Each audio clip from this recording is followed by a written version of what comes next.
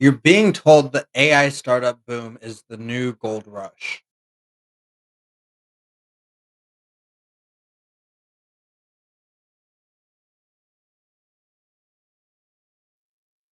What if I told you that while VCs are pouring over 100 billion into the idea of AI, the market for new AI companies is actually collapsing? What if I told you the entire AI market is a barbell with a few dozen winners on one side and thousands of companies on the other that are destined to fail?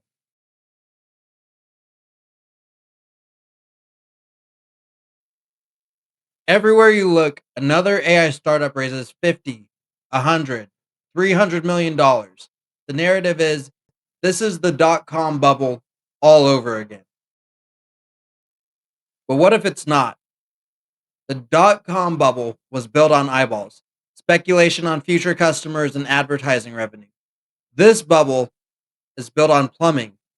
It's a supply side infrastructure bubble, and the differences are truly staggering. The entire AI market is built on a fundamentally broken economic model. And the people who broke it, they're the same ones getting rich off of it. Today, we're not talking about the future of AGI. We're not talking about sentient robots. We're following the money like we always do. Now, this money, it tells a story of circular deals, negative margins, and a handful of gatekeepers who are running the entire table. We're going to break down the three core illusions of the AI boom. Number one, the myth of the startup explosion. Number two, the circular money machine that's funding the whole thing. And number three, the consolidation that's coming and how the winners have already been decided. Now, let's get into it. First, let's go ahead and kill the biggest lie. That's the startup boom. You're hearing about $100 billion plus market. But guess what? Total private AI investment peaked in 2021 before ChatGPT. It then fell in 2022 and 2023. So, what's really happening? It's not a boom, it's a concentration. The market is split into two. We call this the barbell. On one side of the bar, you have the late stage giants, the perceived winners. For them, funding has exploded. The average late stage VC deal for a Gen AI company skyrocketed from $48 million in 2023 to $327 million in 2024. That's a 580% jump.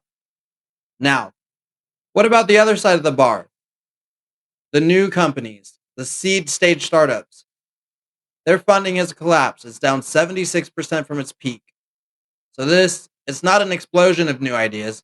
It's VCs grabbing all their chips and pushing them onto a few safe bets. Now, why are they doing this and why is it impossible for a new startup to survive? That's because of the negative margin trap. You have to understand why these new companies are burning cash faster than any companies in history. 10 years ago, you built a software as a service company, you paid your engineers once to build the product. Every new customer you added cost you basically zero. It was pure profit. Beautiful 80 to 90% gross margins. Now, look at an AI startup. Every time a customer asks their chatbot a question, every time they generate an image, every single API call, it costs that startup real money. They're paying a toll to a cloud provider, usually Amazon, Google, Microsoft, for the GPU compute power. The meter is always running when they're operating. Their margins aren't 80%, they're 50 to 60%, and that's if they're lucky. Venture capitalist Bill Gurley has a name for this. He calls it the negative gross margin. Most of these startups are selling $1 of service for 90 cents. They're literally subsidizing their users with VC money. Because of that, they're getting squeezed from both ends. On one side, their compute costs are double what a normal software company pays. On the other side, the salaries for the AI and machine learning engineers they need to hire are also skyrocketing, up over 9% in the last year alone. So the result? Startups are burning hundreds of millions of dollars, over 100 million past 3 years, half the time it took a decade ago. Their cloud bill, it is often the result. Some startups are burning upwards of $100 million in 3 years, half the time it took a decade ago. Their cloud bill is often higher than their entire payroll. This is a fundamentally unsustainable business model. Essentially, this is a ticking time bomb. So if these startups are just fire hoses spraying cash, who's holding the bucket? Who's actually getting rich? This is my favorite part. The money isn't just going to the top, it's circulating at the top. Let's look at the biggest, most talked about partnership on earth, Microsoft and OpenAI. Let's look at the headlines. Microsoft invests $13 billion into OpenAI. Microsoft bets big on AI, the future of technology. But here's the catch. Here's what's buried in the deal. In exchange, OpenAI commits to spending $250 billion on what? Microsoft Azure Cloud Services. Let me say that again. Microsoft gives OpenAI $13 billion. OpenAI gives Microsoft a $250 billion spending contract. This isn't just an investment. It's the most expensive customer acquisition deal in human history. This money is literally making a U-turn. Microsoft gets a 27% stake in OpenAI and exclusive IP rights, and in return, they guarantee their biggest partner is also their biggest customer. Now, here's the real bombshell, the proof of the negative margin trap. In a recent SEC filing, Microsoft had to disclose its share of OpenAI's losses. For one single quarter, Microsoft took a $3.1 billion hit from its 27% stake. Pause. Let that sink in. Do the math. If 3.1 billion is 27% of the loss, that implies OpenAI lost over $11.5 billion in just 3 months. That's Gurley's negative gross margin trap in action. But it gets even better. Let's look at the real winner. The company selling the picks and the shovels down in the mine.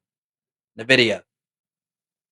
Microsoft is so desperate for compute power, even with OpenAI's $250 billion, that it signed another deal, a $19.4 billion deal with a small neocloud provider called Nebius. Now, who is Nebius? They're an official NVIDIA partner. And guess who also just happens to be an equity stakeholder, aka an investor in Nebius? NVIDIA. So follow the money. Microsoft pays Nebius $19 billion. Nebius uses that money to buy billions in chips from NVIDIA, and NVIDIA profits as both the seller of the chips and an owner of the company buying them. You can't make this up. The gatekeepers aren't just selling supplies, they're funding their own demand. Now you're thinking, but wait, there's one thing that can break this. What about the free models? What about Meta's Llama? That democratizes everything, right? No, no, no. That's not a gift. It's a weapon. Right now, this is a three-way war for the infrastructure layer. Think about it. The closed camp is OpenAI and Microsoft. Their model's a secret. You want to use it, you have to pay the toll at their gate. Azure. It's a monopoly. Meta, they don't have a giant public cloud business to sell. So what do? They give away their state-of-the-art Llama model for free.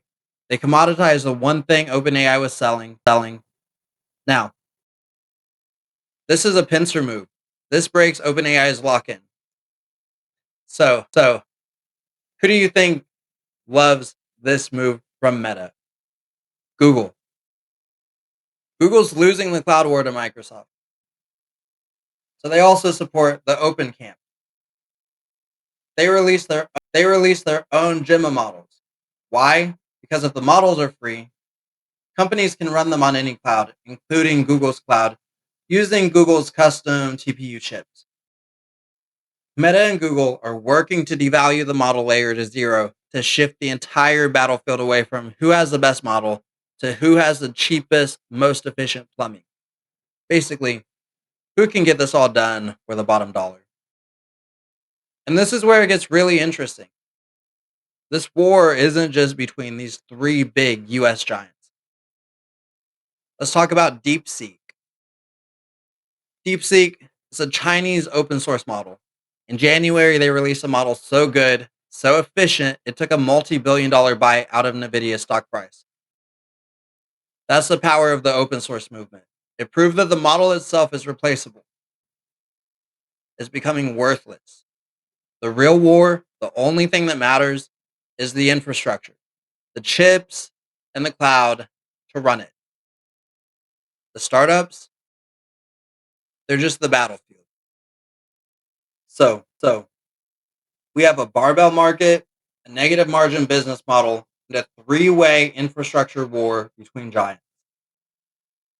What's going to happen to the thousands of startups caught in the crossfire? They hit the wall. See, there's another hidden risk no one's talking about. A recent MIT report found 95% of all enterprise AI pilots failed. They fail to deliver any measurable P&L impact for their customers. But here's the nuance. It's not because the technology is fake. The study's clear. The tech works. It's the integration that's failing. Companies are buying these expensive new tools, but they are so terrible at using them. They don't know how to plug them into their workflows to actually make or save themselves any money. Now go ahead, put all the pieces together. One, you have startups funded in 2024 on a typical 18 to 24-month runway. Two, you have broken economics that are burning that cash twice as fast. Three, you have 95% of their customers not seeing any ROI, which means they're not renewing their contracts. In fact, analysts are already predicting enterprises will start delaying their AI spend. So, what's going to happen next? Well, it's going to be a bloodbath. This isn't just my opinion. Goldman Sachs is predicting 2026 could be a record-breaking year for M&A. EY Parthenon agrees. The thousands of startups with weak business models that are currently burning VC cash, they're going to run out of money. And with their track record, they're not going to be able to raise more. So who's going to be there to buy their tech, their data, and their engineers for pennies on the dollar? The same hyperscalers who sold them that overpriced plumbing in the first place. So, what's really fueling the AI boom? It's not a democratized explosion of innovation. It's a supply side infrastructure arms race funded by circular money and disguised as a startup gold rush. It's a massive $100 billion musical chairs game. And the music, it looks like it's about to stop. The winners, they were never going to be the thousands of startups digging for gold. The winners were always the gatekeepers selling the picks, the shovels, and the land. Now, this isn't the first time this has happened, and it's probably not going to be the last. The same patterns repeat in every market. If you learn to see the infrastructure play instead of the application play, if you learn to follow the money, you can see the future. So, what industry should we break down next? Comment below. Follow me here at Bank Smartly to get the real story behind the headline.